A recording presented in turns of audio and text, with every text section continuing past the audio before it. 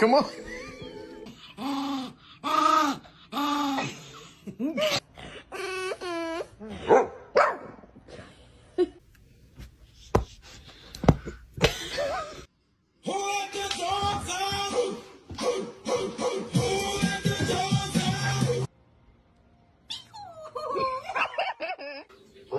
Did you just want us to give up without trying?